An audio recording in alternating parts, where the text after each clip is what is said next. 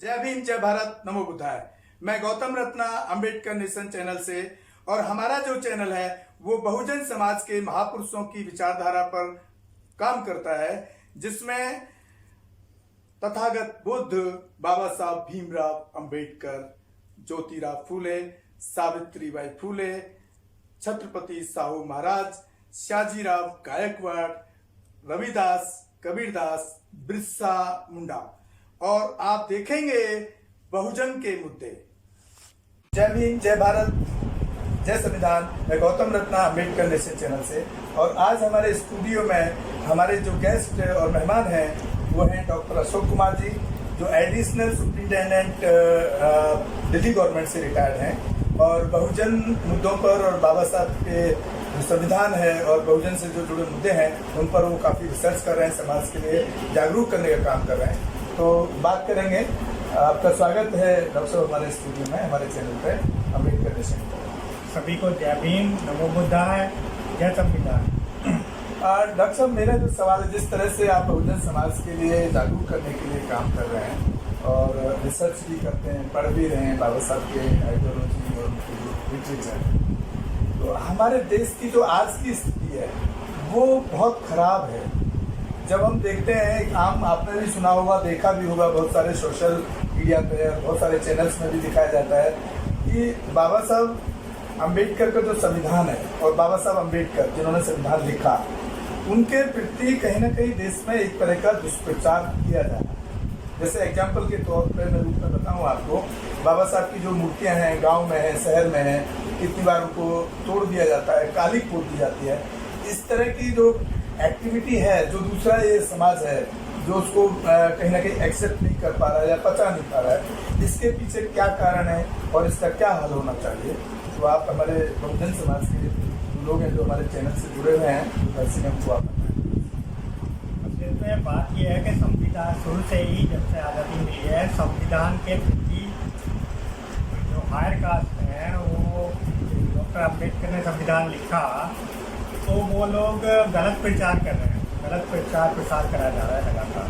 तो ऐसा प्रचार करा जा रहा है कि जैसे डॉक्टर अम्बेडकर ने अपनी मर्जी से संविधान में जो चाहे लिख दिया, और क्योंकि डॉक्टर अम्बेडकर बहुजन समाज से, तो वो डॉक्टर अम्बेडकर एससी समाज से थे, तो उन्होंने ज़्यादातर वो बातें लिखी जिससे एससी समाज को फ़ायदा मिले। उन्होंने उसमें आरक्षण करके लोगों का अधिकार छीन लिए और लोगों का अधिकार छीन लिया, आरक्षण व्यवस्था करा दी। तो उन्हें लगता है कि हमारे डॉक्टर अम्बेडकर ने जो है संविधान बहुत गलत लिखा है और हमारे अधिकार छीन गए, इसलिए लोग डॉक्टर अम्बेडकर से नफरत करते हैं। असलियत में संविधान के बारे में ना लोग जानते हैं, और कैसे संविधान निर्वाचित हुआ इसके बारे में सच्चाई तो ये है कि डॉक्टर, ऐसा नहीं है कि डॉक्टर अम्बेडकर ने संविधान लिख दिया। संविधान तो जो लिखा गया है, संविधान जो बना है, तो वो ये मानिए कि जो हमारा संविधान है वो तो हमारे जो आज़ादी के लिए जिन लोगों ने लड़ाई लड़ी और जिन वीर सपूतों ने प्राण दिए, बलिदान दिए और आज़ादी के लिए प्राण लड़के हमें आज़ादी दिलाई देश को, वो उन लोगों का सपना बन रहा है संविधान। ऐसा नहीं है कि डॉक्टर अम्बेडकर ने सोचा है। डॉक्टर साहब, आपने एक बीच में, मैं सॉरी इंटरप्ट कर रहा हूँ आपको, एक थोड़ा बीच में एक सवाल मेरा और है कि आपने कहा कि उन लोगों को ऐसा लगता है कि बाबा साहब भीमराव अंबेडकर ने आरक्षण देकर उनका हक छीन लिया। तो बाबा साहब भीमराव अंबेडकर ने आरक्षण देकर उनका हक तो कहीं नहीं छीना नजर आता है इसके अंदर, क्योंकि अगर हम रिजर्वेशन की बात करें तो 15% शेड्यूल कास्ट के लिए है, 7.5% ST के लिए है और 27% OBC के लिए। तो ये टोटल मिलाकर के बनता है 49.5%। तो 49.5% पे सुप्रीम कोर्ट की गाइडलाइन है कि आप 50% के ऊपर आप रिजर्वेशन नहीं दे सकते हैं। तो जो 50.5% जो बचता है वो जनरल के लिए है ही है, और जबकि इसमें हम देश की पॉपुलेशन अगर काउंट करें, SC ST OBC माइनॉरिटीज मिला करके 85% है। तो 85% को 49 मिला तो उनके पॉपुलेशन के हिसाब से तो कम ही मिला। तो ये इस तरह की जो सोच है, इसको कौन लोग समाज में फैलाते हैं, किस तरह के लोग हैं वो, और क्यों करते हैं इसको? ये एक्चुअली क्या है कि पूरी साजिश है डॉक्टर अम्बेडकर के खिलाफ और वो करने के लिए, और ये मतलब इस तरह से साजिश है कि संविधान को बदलना चाहते हैं। कुछ लोग हैं जो असलियत में क्या है कि हिंदू धर्म के आज़ादी से पहले हमारे देश में हिंदू धर्म की वर्ण व्यवस्था लागू। वर्ण व्यवस्था के अकॉर्डिंगली क्या है कि सबसे ऊपर 4 वर्णों में बांटा गया। सबसे ऊपर ब्राह्मण है, सेकंड नंबर पे क्षत्रिय है, तीसरे नंबर पे वैश्य और चौथे नंबर पे शूद्र। ये ऊपर के तीनों वर्णों के लोग ब्राह्मण, क्षत्रिय, वैश्य तीनों मिला के केवल 15% जनता है हिंदू समाज, और बाकी जो है शूद्र। शूद्रों को उसमें कोई अधिकार नहीं था। शूद्र एक तरह से गुलाम थे। ना शूद्रों को पढ़ने का अधिकार था, ना संपत्ति रखने का अधिकार था, उनको ना पढ़ने लिखने का अधिकार था। शूद्रों का मतलब था कि सिर्फ ऊपर के तीनों वर्णों की कैसे ही सेवा करें और उनकी दया पे जिंदा रहें। तो एक हिसाब से हिंदू वर्ण व्यवस्था में 85% हिंदू धर्म की जनता, ये जो शूद्र कहलाते हैं, शूद्र में ओबीसी, एससी, एसटी ये सब लोग आते हैं। तो ये सब गुलाम थे। और जो ब्राह्मण हैं, क्षत्रिय हैं, वैश्य हैं, इनकी भी जो महिलाएं 7.5%, 15 का आप 7.5% मान लीजिए, तो उनको भी कोई अधिकार नहीं थे। वो भी एक हिसाब से गुलामी थी हिंदू धर्म के बाद। इसका मतलब 92.5% जनता को उसमें मतलब कोई अधिकार नहीं थे, वो गुलाम थी। संविधान ने क्या करा? संविधान ने सबको बराबरी का अधिकार दे दिया।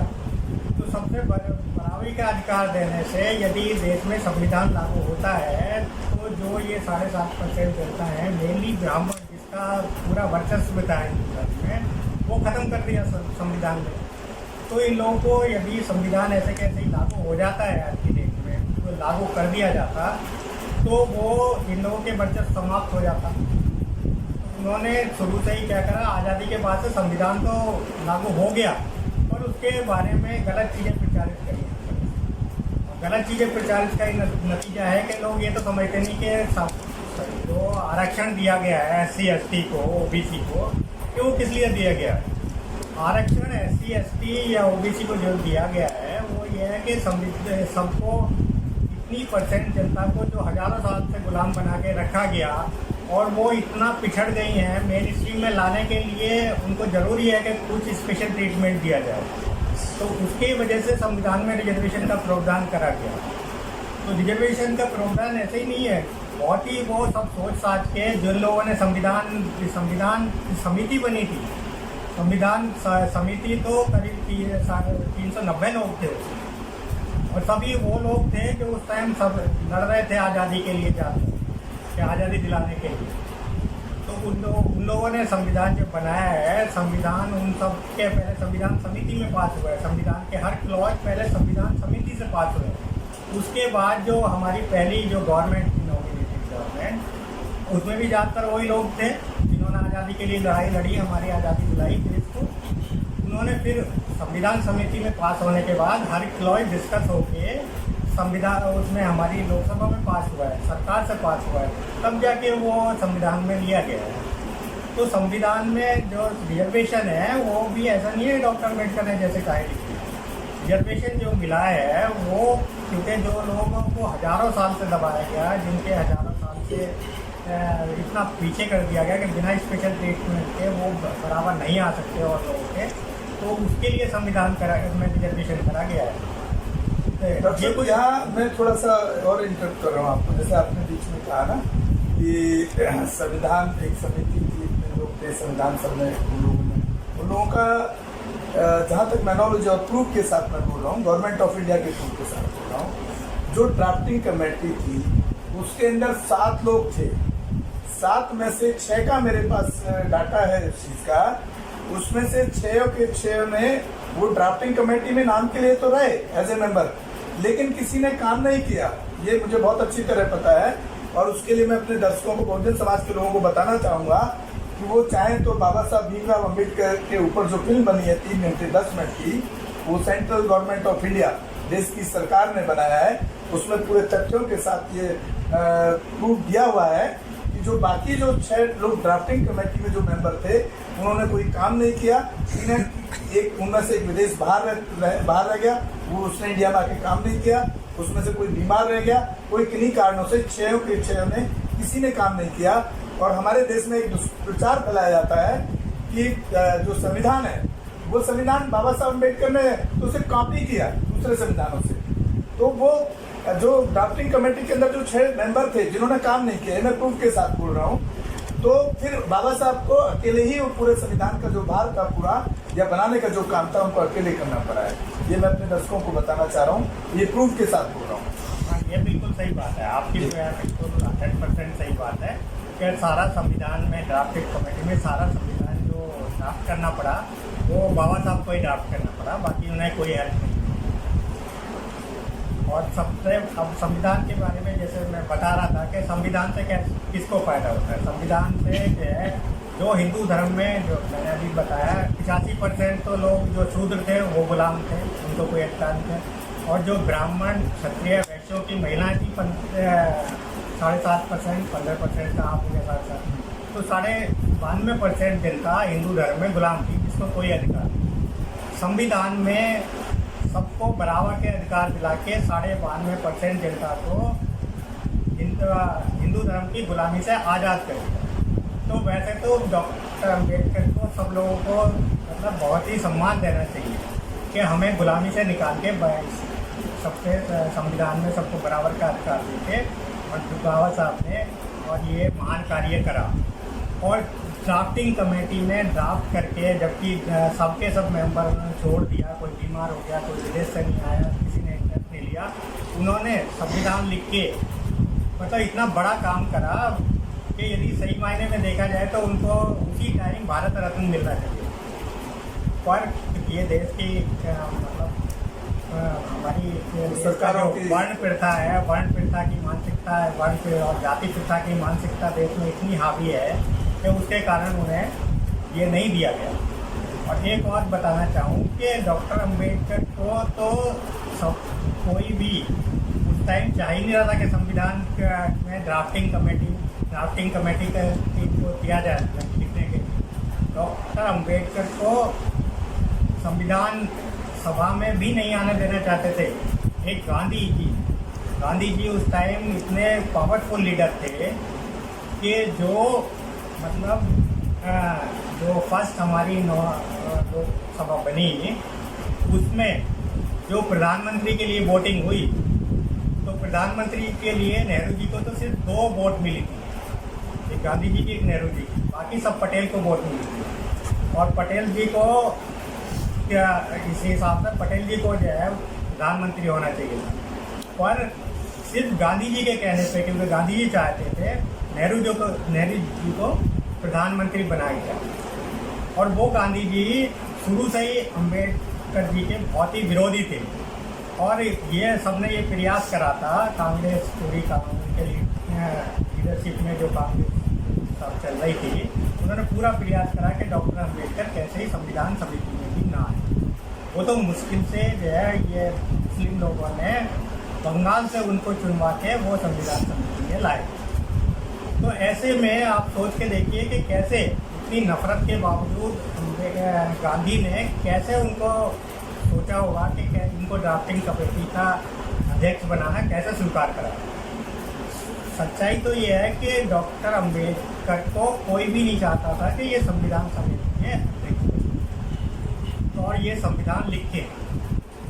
और उसके लिए संविधान लिखने के लिए सभी उस के जितने भी जाने माने ब्राह्मण थे और जितने भी पढ़े लिखे थे और लोग जो समझते थे अपने को बहुत ही विद्वान समझते थे, तो उनसे सबसे पूछा गया पर सबने मना कर दिया संविधान लिखने के लिए। अल्टीमेटली ये हुआ कि वो एक जो है संविधान का ज्ञाता इंग्लैंड से प्रोफेसर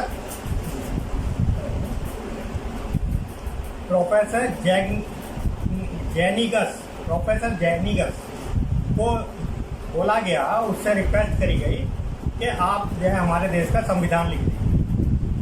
तो प्रोफेसर जैनिगस ने कहा कि भाई मेरे से भी कई गुना विद्वान संविधान का ज्ञाता आपके देश में ही पढ़ा है, आप उनसे संविधान क्यों नहीं लिखवा देते। डॉक्टर अम्बेडकर तो मेरे से भी बहुत ज्यादा ज्ञान। डॉक्टर साहब यहाँ कह सकते हैं कि जातिवादी मानसिकता इतनी खतरनाक थी, एक विदेशी को संविधान लिखने के लिए देने के लिए देश के नेता उस जमाने के जो मैं कहूँगा मनुवादी और ब्राह्मणवादी मानसिकता के जो नेता थे, एक विदेशी को देने के लिए संविधान लिखने के लिए तैयार थे, लेकिन बाबा साहब को लिखने के लिए तैयार थे। हाँ बिल्कुल बिल्कुल। तो जब उसने मना कर दिया तब इनकी मजबूरी हो गई और तब इन्होंने क्या करा कि इन्हें संविधान लिखने को दिया, संविधान। और उसके बावजूद इतना संविधान लिख के बाबा साहब ने देश की इज्जत बचाई, क्योंकि यदि कोई विदेशी आदमी हमारे देश का संविधान लिखता तो पूरे संसार में हमारे लोगों की कितनी बदनामी होती। तो बाबा साहब ने तो संविधान लिख के और लोग पूरा देश का इज्जत बचा ली। उन लोगों की जो यहाँ के विद्वान समझते थे उनकी भी इज्जत बचा ली, पर फिर भी लोगों ने उनको जो है सम्मान देने की बजाय लोगों में इतनी नफरत फैला रहे हैं, नफरत लगातार फैलाई जा रही है कि आज बाबा साहब की मूर्तियाँ तोड़ी जा रही हैं। लोग जो है उनकी बिना समझे इतनी नफरत भर दी गई है कि उनकी मूर्तियाँ तोड़ रहे हैं। तो साथियों, आप सुन रहे थे डॉक्टर अशोक कुमार जी को, जो उन्होंने रिसर्च की है इस मुद्दे पर जिस टॉपिक पर हम बात कर रहे थे। और नेक्स्ट एपिसोड में दूसरे मुद्दे पे सवालात और जवाब और सवाल करेंगे डॉक्टर अशोक कुमार जी से। इसी के साथ विदा लेते हैं इस एपिसोड में। जय हिंद, जय भारत।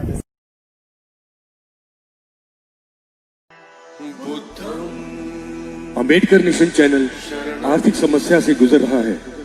अगर आप बहुजन समाज में बाबा साहेब अंबेडकर और तथागत बुद्ध की विचारधारा को अधिक से अधिक लोगों तक पहुंचाना चाहते हैं तो हमें आर्थिक सहयोग प्रदान करें, ताकि हम अपने चैनल के माध्यम से देश विदेश में समता, बंधुता, एकता और संवैधानिक अधिकारों को ज्यादा से ज्यादा लोगों तक पहुंचा सकें। अंबेडकर नेशन चैनल जो YouTube पर भी प्रसारित होता है, प्रस्तुतकर्ता गौतम रत्ना। आप अपनी सहायता राशि नीचे लिखे खाते में जमा करा सकते हैं। खाता धारक गौतम रत्ना। खाता संख्या 3169576865 IFSC कोड SBIN 0060336। बैंक भारतीय स्टेट बैंक। आप हमारे बैंक खाते का विवरण स्क्रीन पर भी देख सकते हैं।